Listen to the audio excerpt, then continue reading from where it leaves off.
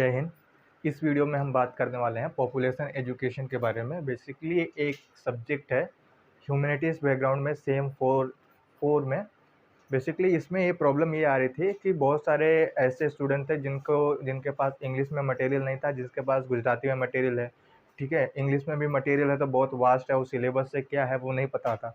तो एनालिटिक करके मैंने ये वीडियो बनाया है। बेसिकली मैं आपको सिलेबस भी प्रोवाइड कर दूंगा, आपके स्क्रीन पे दिखेगा अभी।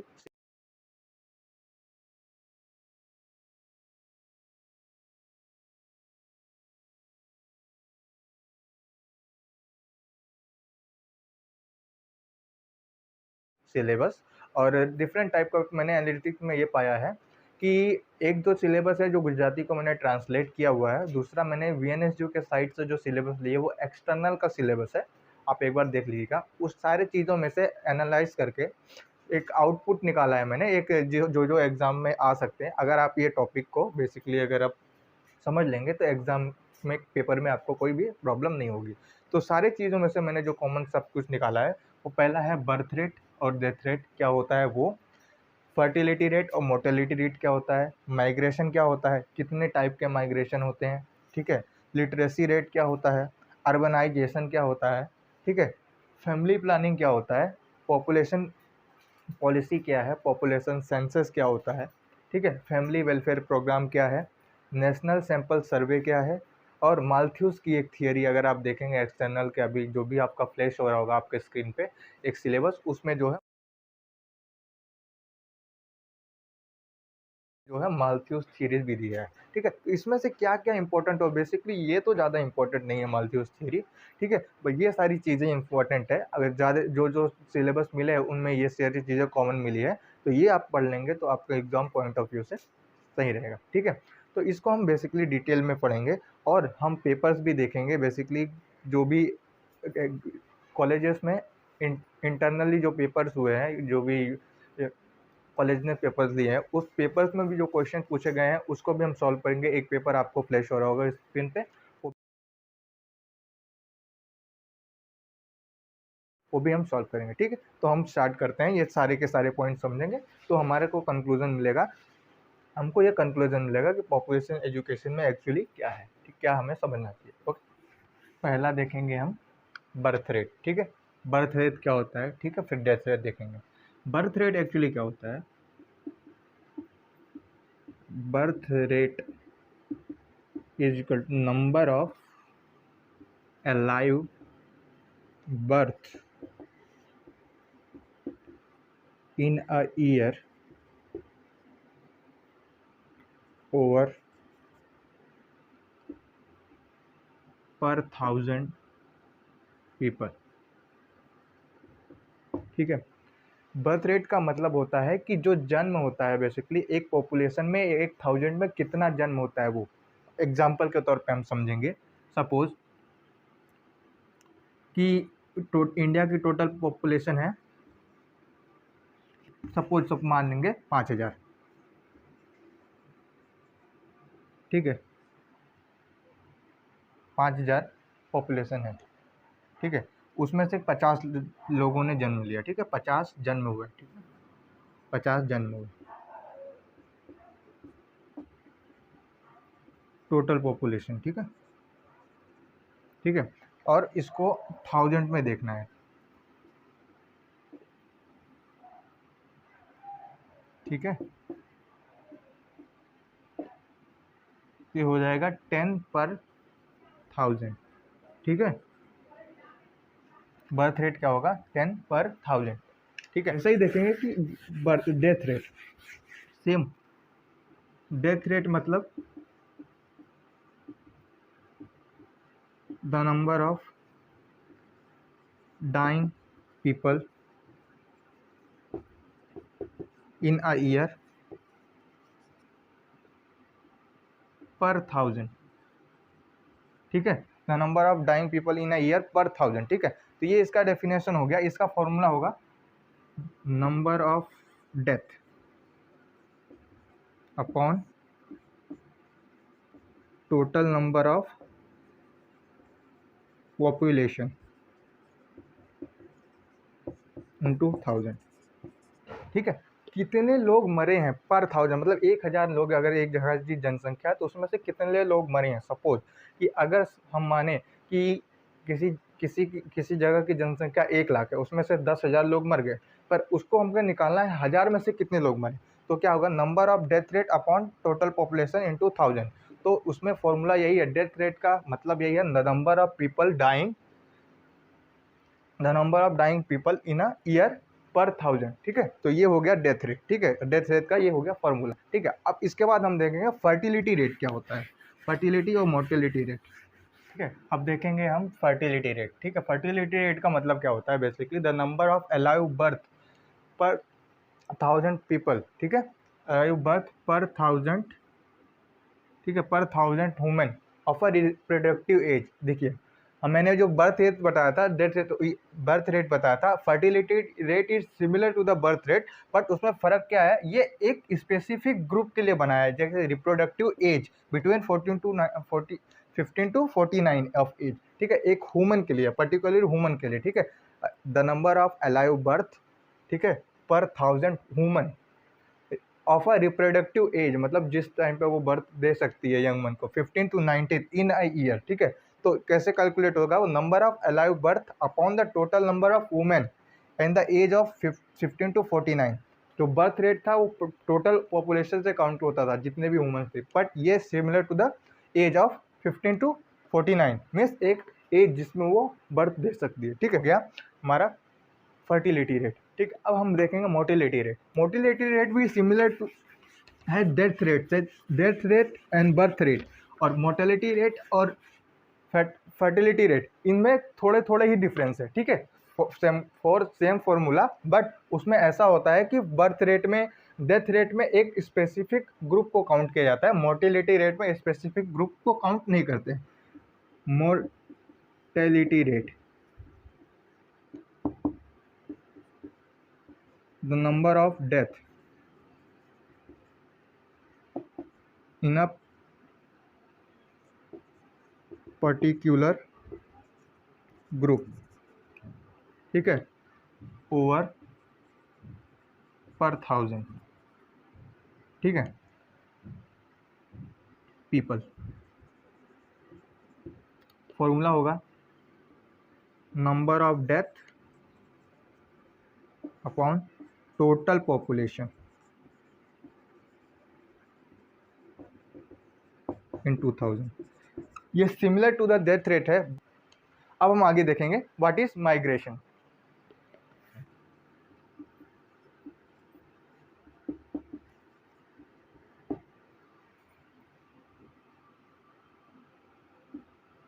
It refers to shifting of people from one state other state और कंट्री इज कॉल्ड। ठीक है, माइग्रेशन का मतलब होता है कि जब कुछ लोग एक जगह छोड़ के दूसरे एक राज्य छोड़ के दूसरे राज्य में जाते हैं, या फिर एक देश छोड़ के दूसरे देश में जाते हैं, तो उसको कहते हैं migration. The shifting of, refer to the shifting of people from one state to another state और अ कंट्री। ठीक है, इसको हम कहेंगे माइग्रेशन। ठीक है, तो माइग्रेशन भी कितने टाइप का है, बेसिकली 2 टाइप का माइग्रेशन। एक है इंटरनल माइग्रेशन,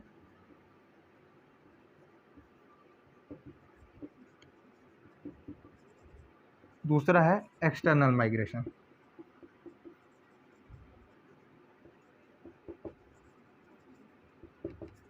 ठीक है, 2 टाइप के माइग्रेशन है। Migration refers to the shifting of people from one state to another और आउटसाइड द कंट्री, और विद इन द बाउंड्री, इसमें भी लिख सकते हैं विद इन द बाउंड्री और आउटसाइड द बाउंड्री। ठीक है, विद इन द स्टेट और अदर स्टेट और कंट्री। ठीक है, इंटरनल माइग्रेशन क्या होता है, the migration within the country,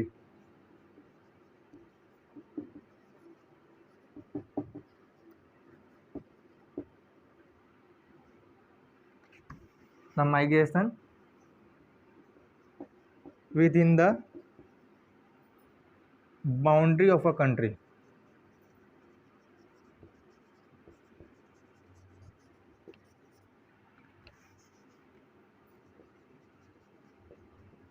ठीक है। अगर किसी देश के अंदर राज्यों में ही कहीं ना कहीं माइग्रेशन होता है तो उसको कहते हैं इंटरनल माइग्रेशन, ठीक है। और एक्सटर्नल माइग्रेशन क्या होता है बेसिकली,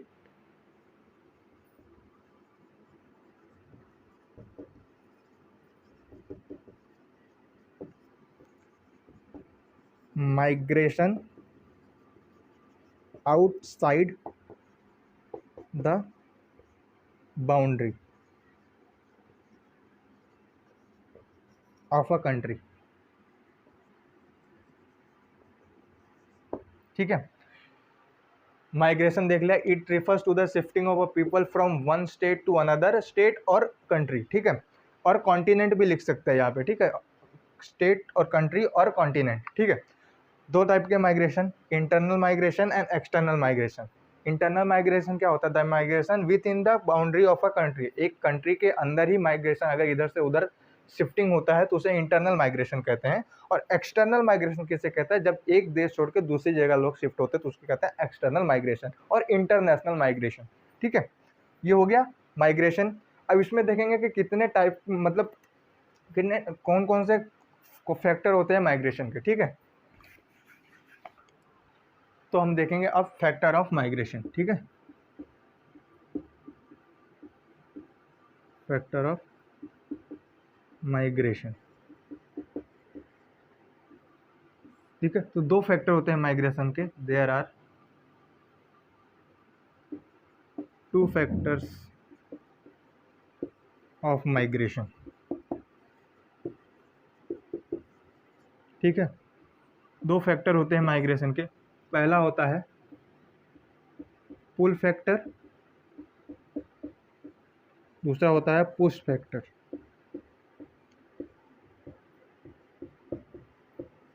ये बेसिकली क्या होता है हम समझने के, माइग्रेशन के दो फैक्टर होते हैं, दो कारण होते हैं जिसके कारण माइग्रेशन होता है। पहला होता है पुल, दूसरा होता है पुश। जनरली कि हम जानते हैं पुल का मतलब होता है खींचना और पुश का मतलब है धक्का देना, ठीक है। तो इससे हम रिलेट करके समझेंगे कि ये दोनों माइग्रेशन का फैक्टर में क्या है। पुल फैक्टर का मतलब होता है कि जो खिंचाव, मतलब खींचना होता है। तो इसका मतलब ये है कि किसी कारण आप माइग्रेशन कर रहे हैं, क्योंकि आप अपने मर्जी से माइग्रेशन कर रहे हैं। जैसे कोई जॉब हुई, इंफ्रास्ट्रक्चर बिल्ड हो गया तो आप वहाँ शिफ्ट हो गए, तो वो हो गया पुल फैक्टर जो खींचता है आपकी तरफ, ठीक है। जैसे कि एजुकेशन कहीं अच्छी मिल रही है तो आप वहाँ जगह शिफ्ट हो गए, तो वो क्या हुआ, पुल फैक्टर हुआ, वो आपको खींच के लाई है, ठीक है। और पुश फैक्टर में क्या होता है बेसिकली, आप जबरदस्ती आप शिफ्ट होते हैं दूसरी जगह, ठीक है, उसे कहते हैं पुश फैक्टर। जैसे कि कोई आपदा आ गई, कोई नक्सली का कोई हमला हो गया या फिर पॉलिटिकली कोई इशू हो गया, तो आप शिफ्ट होते हो तो उसे कहते हैं पुश फैक्टर, ठीक है। पुल फैक्टर क्या होता है basically, when people migrate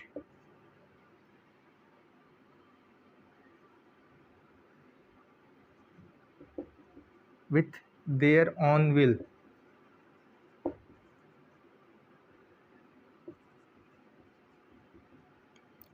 due to attraction of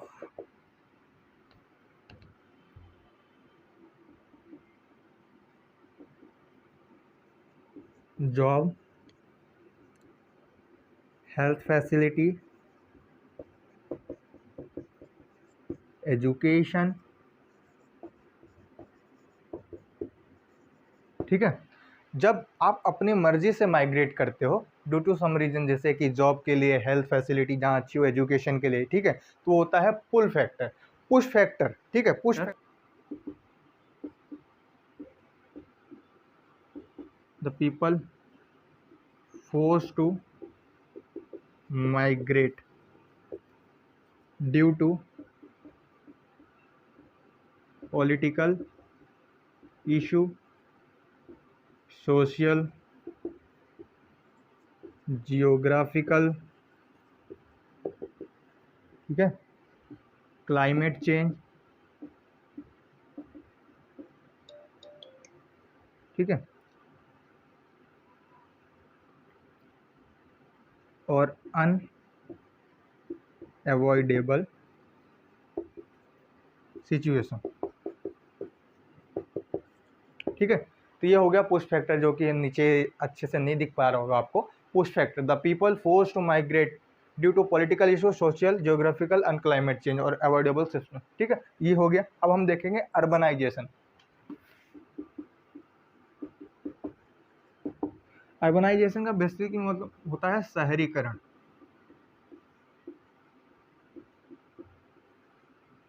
Hindi में शायद कुछ प्रॉब्लम हो गई तो देख लेना।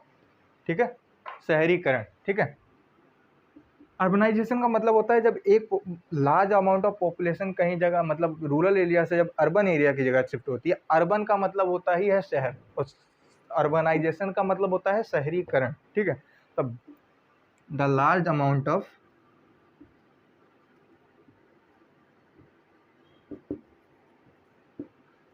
Population moves to the urban area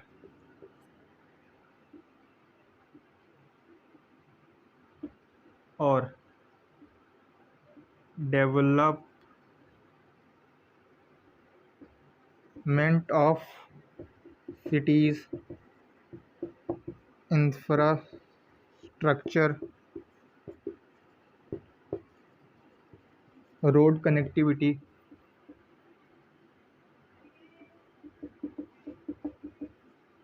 ठीक है, तो ये अर्बनाइजेशन का मतलब होता है शहरीकरण। The large amount of population moves to the urban area और development of cities, infrastructure, road facility, the area which.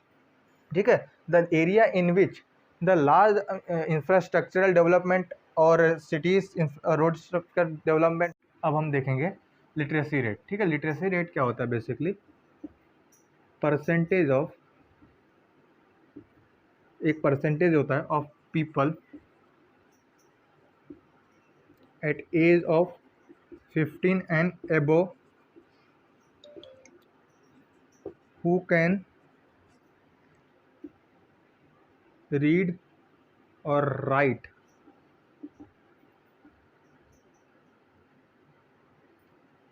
a particular language। ठीक है, is considered as literacy rate. Literacy rate का मतलब है कोई कि 15 साल और उसके ऊपर के भी कोई लोग जो एक भाषा को लिख और पढ़ सकते हैं। जैसे कि फॉर एग्जांपल एक भाषा इसलिए इंडिकेट किया गया कि ऐसा भी इस सर्वे में ये आया है कि एक भाषा, मतलब अगर कोई आदमी तेलुगु का है, उसको हिंदी नहीं आती है, वो तेलुगु को हिंदी में, मतलब तेलुगु को लिख सकता है, पढ़ सकता है और समझ सकता है, तो वो लिटरेट कहलाएगा। अगर एक आदमी को इंग्लिश नहीं आती पर हिंदी आती, वो पढ़ और लिख सकता है, तो वो लिटरेट कहलाएगा। ठीक है, तो इसका एक फॉर्मूला क्या होता है? बेसिकली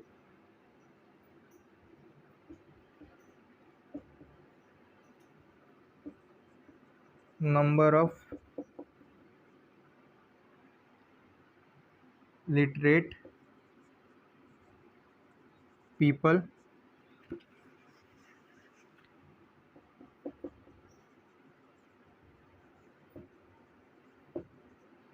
upon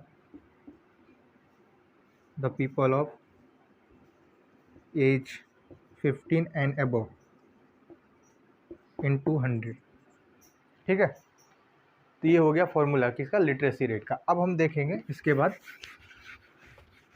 पॉपुलेशन सेंसस क्या होता है। जो टॉपिक में था वो देखेंगे हम, पॉपुलेशन सेंसस क्या होता है। ठीक है,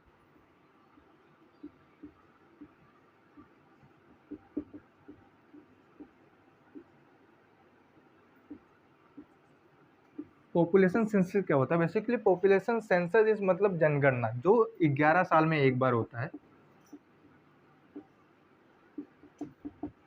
ठीक है, 11 साल में एक बार होता है। वो क्या देखता है? बेसिकली कि a family consist of how many man,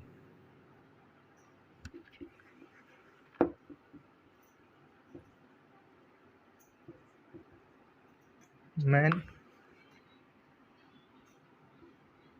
man and women. ठीक है, लिटरेट और इलिटरेट लोग कितने हैं, ठीक है, बच्चे कितने हैं, ठीक है, यंग एज के कितने हैं, ठीक है। ऑल डेटा कलेक्ट करती है कि कितने लोग रहते हैं, कितने बच्चे हैं, किसके किसके क्या है, वो सारी चीज़ें कंसीडर किया पॉपुलेशन सेंसस में निकाला जाता है, ठीक है, डेटा लिया जाता है, ठीक है। ये प्राइमरी डेटा भी होता था, प्राइमरी डेटा भी होता है, सेकेंडरी डेटा से भी कर सकते हैं। प्राइमरी डेटा और सेकेंडरी डेटा अभी डिफरेंट पार्ट हो गया, ठीक है। अभी पॉपुलेशन सेंसस समझो, पॉपुलेशन सेंसस क्या होता है, बेसिकली जनगणना जो 11 साल में एक बार होती है। वो जेंडर का डेटा लेती है, बेसिकली मैन एंड वुमन का data means child and adult का एज का डेटा लेती है, ठीक है। लिटरेट और इलिटरेट का डेटा लेती है, कितने लोग पढ़े लिखे हैं या नहीं है, ठीक है। अब हम समझेंगे नेशनल पॉपुलेशन पॉलिसी 2000, ठीक है। आपके कॉलेज के इंटरनल एग्जाम्स में ये क्वेश्चन पूछा गया होगा, नेशनल पॉपुलेशन पॉलिसी बेसिकली ये क्या होता है हम समझेंगे। कुछ की फीचर्स मैंने बोर्ड पे लिख रखे हैं, बट ये इतने काफ़ी नहीं है, ये कुछ ही लिखने हैं मैंने लिखे हुए हैं, कुछ मैं आपको इलोबरेट करके बताऊंगा, ठीक है, बोर्ड पे जगह ना हो करने के कारण। बेसिकली क्या है, national population policy government of India के द्वारा लॉन्च की गई है, ये सेकेंड पॉपुलेशन पॉलिसी है, ठीक है। इसका ऑब्जेक्टिव क्या है, बेसिकली सस्टेनेबल पॉपुलेशन अचीव करना। जैसे कि हमें पता है इंडिया सेकेंड लार्जेस्ट पॉपुलेशन है वर्ल्ड का, फर्स्ट चाइना है, सेकेंड इंडिया है, ठीक है, इतना हमने समझ लिया। ये क्या होता है, बेसिकली पॉपुलेशन ज़्यादा होने के कारण ये इकोनॉमिक ग्रोथ में बैरियर इशू करता है, ठीक है, ठीक है।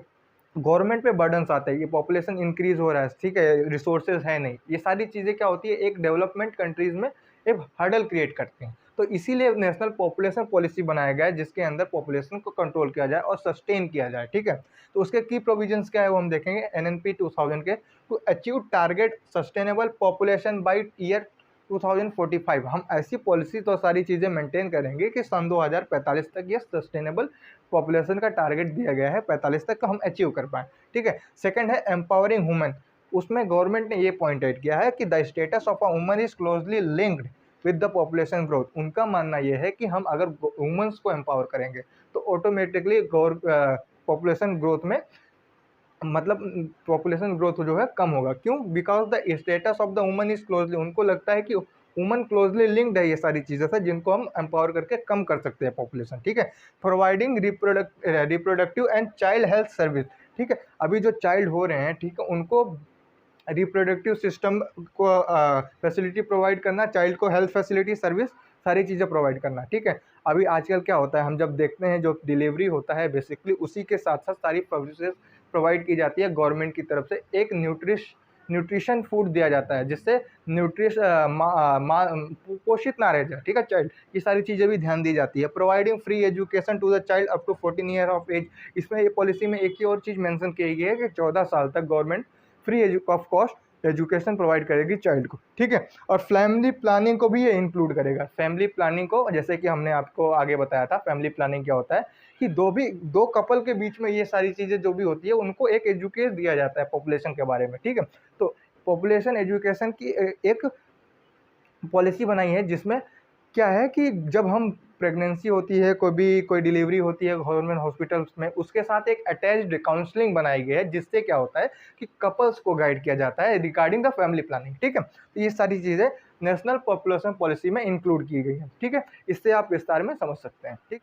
अब हम समझेंगे फैमिली वेलफेयर प्रोग्राम क्या होता है। बेसिकली ये भी similar to the national policies के अंदर जो भी पॉलिसीज इंक्लूड की गई है वो सारी चीज़ें इसमें देखी जा सकती हैं। टू प्रमोट फैमिली प्लानिंग, ये इसमें भी एक चीज़ ऐड किया गया है, टू प्रमोट फैमिली प्लानिंग, ठीक है। ये प्रोग्राम क्या है देख लीजिए, this program is mainly implemented by the ministry of health and family welfare, ठीक है। तो ये वेलफेयर प्रोग्राम्स किस मिनिस्ट्री द्वारा इम्प्लीमेंट किया गया है, तो ministry of health and family welfare, ठीक है।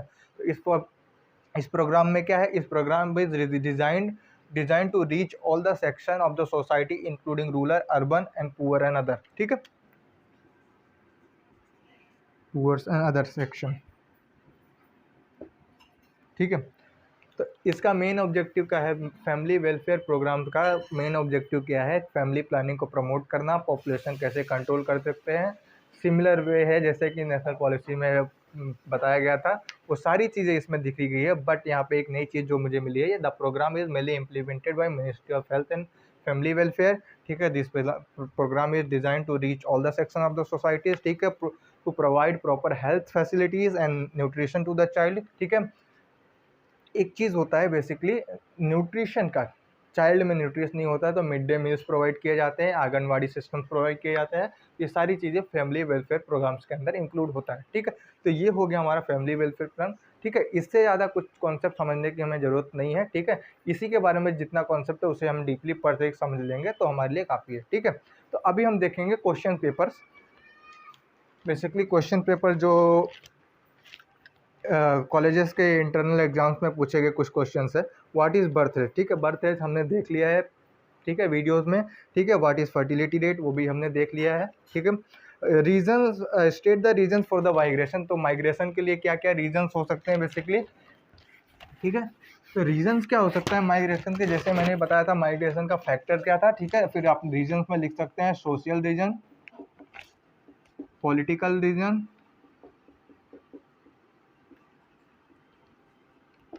ठीक है, जियोग्राफिकल रीजन हो सकता है,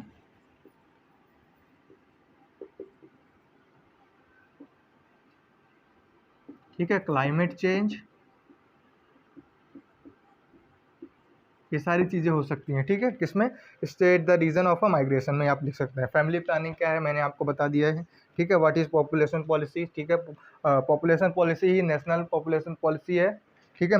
व्हाट इज़ डेथ रेट, ये भी हमने डिस्कस कर लिया है। Factor affecting the death rate, इसमें हो गया बताया, पूछा गया है, डेथ रेट तो पूछा ही गया, उसके बाद लिखा है discuss the factor affecting the death rate, तो उसमें आप लिख सकते हो बेसिकली कि लैक ऑफ सैनिटेशन हो सकता है, हेल्थ फैसिलिटीज़ हो सकता है, ठीक है, क्राइम रेट हो सकता है, रोड एक्सीडेंट्स हो सकता है, इसके कारण डेथ रेट बढ़ रहे हैं, ठीक है। ये सारी चीज़ें आप लिख सकते हो, ठीक है। अर्बनाइजेशन मैंने आपको बता दिया है, प्रॉब्लम्स क्या होते हैं अर्बनाइजेशन में, ठीक है। तो प्रॉब्लम ये होता है कि लार्ज नंबर ऑफ पॉपुलेशन होगा, ठीक है, लैक ऑफ अर्बन प्लानिंग हो सकता है, ठीक है, ड्रेनेज सिस्टम हो सकता है, water not providing the water facilities हो सकता है, ठीक है।